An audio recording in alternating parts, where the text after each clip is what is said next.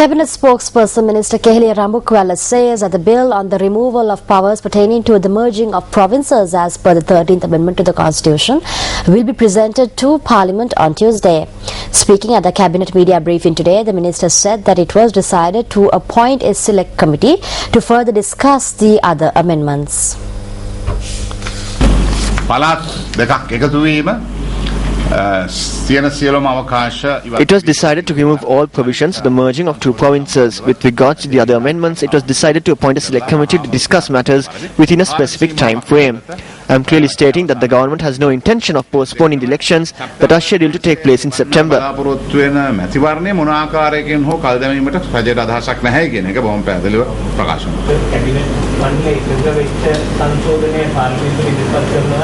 It will be tabled as an emergency act.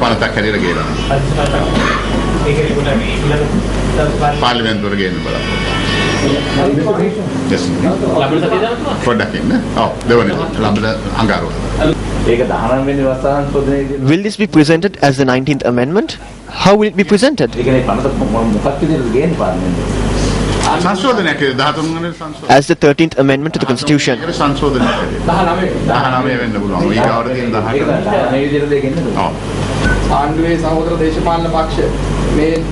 If the other parties in the government do not agree to this, it will be impossible to pass this with a two-thirds majority. This may result in a political issue and also cause a postponement of the elections in September. It is difficult to assume things. If you fail to obtain a two-thirds majority, will you go on for referendum?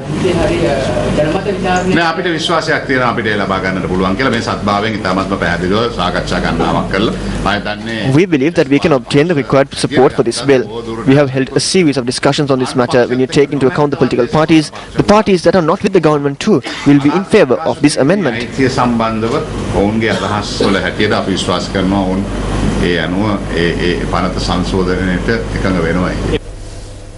In related news, members from the government as well as the opposition continue to express mixed views on the 13th Amendment to the Constitution. Not only the police and land powers, but the entire provincial council system should be amended. If this cannot be agreed to, the five main powers, including what strengthens separatism, land powers, police powers and the powers to unify all provinces, should be amended. The National Freedom Front has put forward a candidate to contest in Trincomalee. Minister Vimal Weerawansa has made speeches everywhere, but he never mentioned anything about abolishing the provincial council system. He did not say anything about removing the signs of separatism.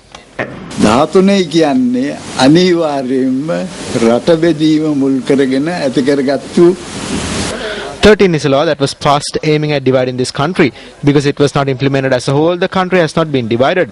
If possible, obtain a two-thirds majority in the parliament and do something about it. If not, a referendum is needed.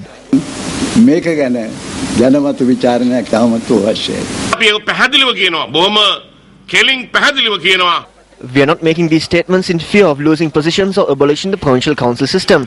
One cannot remove the abnormal from amongst the normals in this country. According to the constitution, that is a violation. You cannot do that anywhere in the world.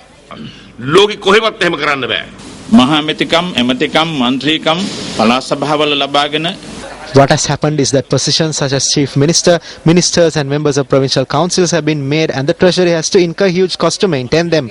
If you take an overall look, this provincial council system does not suit the country.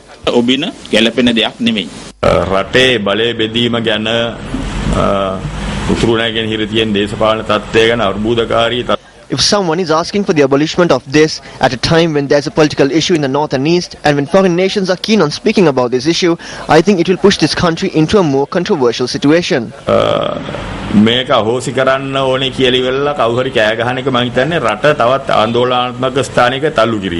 පළාත් සභා ඇති කරපු අවස්ථාවේදී ඒ ගැන සංවාදයක් ඇති කරගන්න අපිට අවස්ථාවක් උදා වුණේ නැහැ. When the provincial councils were established, we did not get an opportunity to debate on it. What actually took place was a deal between armed groups. Therefore, we believe that both sides, especially the intelligent public, should hold a debate on this matter, casting aside political differences. දේශපාලන බෙදීම් ඇතුළු ඇති යුතුයි කියලා අපි විශ්වාස කරනවා. ආණ්ඩුව ඇතුලේ තමන් මුහුණ දී තිබෙන අපහසුතාවයත් ජනතාව හමුවේ තමන් එළිදරව් වී තිබෙන ප්‍රමාණයත් They present something like the 13 to cover up the difficulties that have arisen within the government and the extent to which it has been revealed to the public. In this backdrop and amidst all these issues, a situation has arisen where the United National Party cannot even attend a funeral. The United National Party is also thinking that they have presented a radical constitution. ඒ වමනාවයි අරමු වමනාවයි තකට තක ඊයේ සාකච්ඡා කරා. குறிப்பாக கிழக்கு மாகாணத்தில் மட்டுமல்ல In a few months, when the provincial council election is held in the northern province and when a Tamil-speaking person is made the chief minister and when he begins his rule, those in the south who cannot bear this will say that the powers vested in the provincial councils should be abolished. What they want to achieve is to make the provincial councils powerless institutions. பொருளாக மாற்ற வேண்டும் என்பதற்காக இன்று முயற்சி செய்து வருகின்றார்கள். Time now for the newspaper cartoon of the day.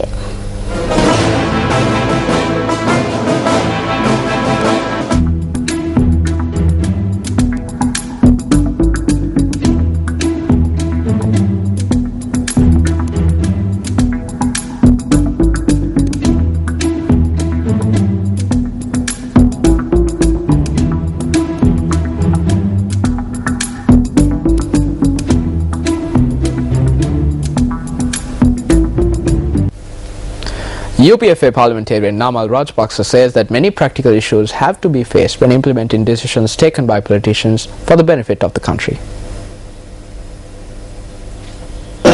එදා කොළඹට ගම්පහට කළුතරට මහනුවරට පමණක් සීමා වුණු ඒ ප්‍රසිද්ධ අධ්‍යාපනය වෙනුවට This great education, which was once limited to Colombo, Gampaha, Kaluthara and Kandy, has now reached the villagers in the form of quality education. If you take into consideration the statistics, the Hambantota district is in the forefront in the southern province. Today we have commenced a program to not only improve the quality of education in the district, but to also improve the physical resources. However, these development initiatives do not take place for any political or economic gains of a certain group. මේ සියලුම සංවර්ධනීය සැලැස්ම ක්‍රියාත්මක කරන්නේ දේශපාලනික වශයෙන් වාසියක් ලබා ගන්නවත් ආර්ථික වශයෙන් යම් කොටසකට වාසියක් ලබා ගන්නවත් හෝ වෙනත් වාසියක් ලබා ගන්න බලාපොරොත්තු වෙන්නේ නෙවෙයි. The parliamentarian expressed this view at an event held to declare open the Panyananda school in Beliata that was relocated due to the lack of space.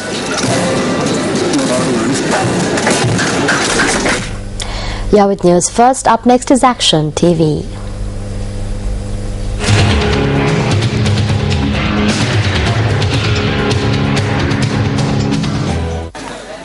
This individual, who had departed from Monaragala on Tuesday night in order to arrive at the Foreign Employment Bureau in Koswatha Batramulla, had to face a rather unfortunate incident at the Bureau last morning. He was told by officers at the Foreign Employment Bureau that he was not informed to be present at the Bureau yesterday. However, this individual, who had arrived at the Bureau on a number of occasions over the past 6 months, was afforded the opportunity to meet with officers and discuss matters related to the complaints he had filed at the Bureau. The issue that led to this discussion was highlighted on Action TV on Sunday. The issue highlighted on Action TV was that despite this individual paying a sum of 237,500 rupees to the Bureau of Foreign Employment on the 13th of February last year, the objective of the payment had not materialized.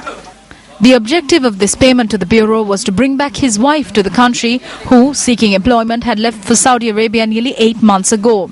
As she did not have a permanent place of employment and she frequently complained to her husband that she did not receive a salary, this individual was burdened with the responsibility of bringing back his wife to the country before she even completed her 2-year contract period. Yesterday on Action TV, we shed more light on this incident. The wife of the individual who arrived in the island last morning was summoned to the Foreign Employment Bureau, while the Bureau had also summoned the local agent and the Saudi Arabian agent of the Foreign Employment Agency and ordered them to compensate the woman. The husband and wife received 50,000 rupees of the 237,500 they paid to the Foreign Employment Bureau. They also received a travel allowance of 2,000 rupees.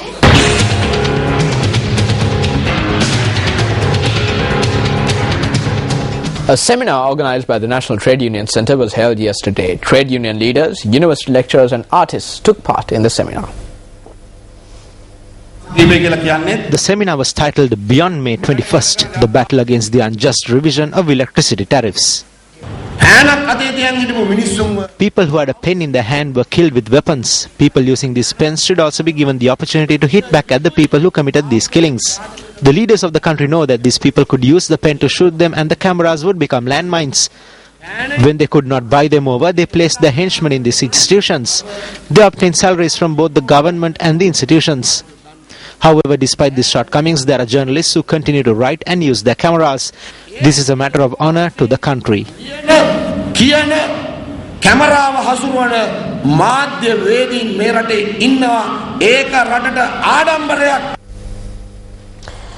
General Secretary of the Citizens Front parliamentarian J. Sri Ranga visited the Sri Muthu Mariamman Kovil in Hunnaskiri this evening. The MP engaged in this visit upon request made by area residents.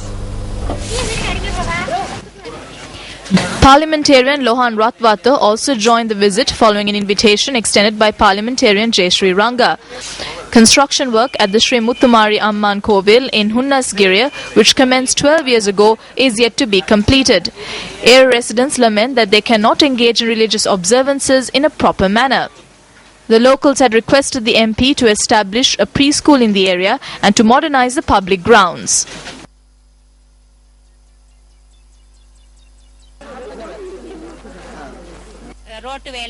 They promised to construct it, and I hope that promise will be honored.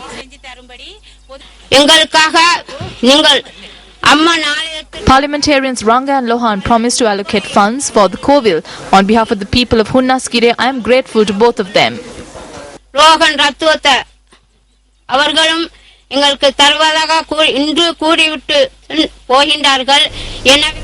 An event to mark the National Day of the Russian Federation took place in Colombo last evening. The event was held under the auspices of the Russian ambassador to Sri Lanka, Alexander Karchava. Chairman of the Russia-Sri Lanka Friendship Association, Minister Susil Premajanta and Senior Minister D.E.W. Gunasekara were among those who were present at the event. That 56 years of diplomatic relations between Russia and Sri Lanka showed that close friendship existing between our two countries is strong and time-tested. Nowadays, our bilateral relations are growing very actively, not only in the traditional spheres of cooperation such as education and humanitarian area, but also entered new fields.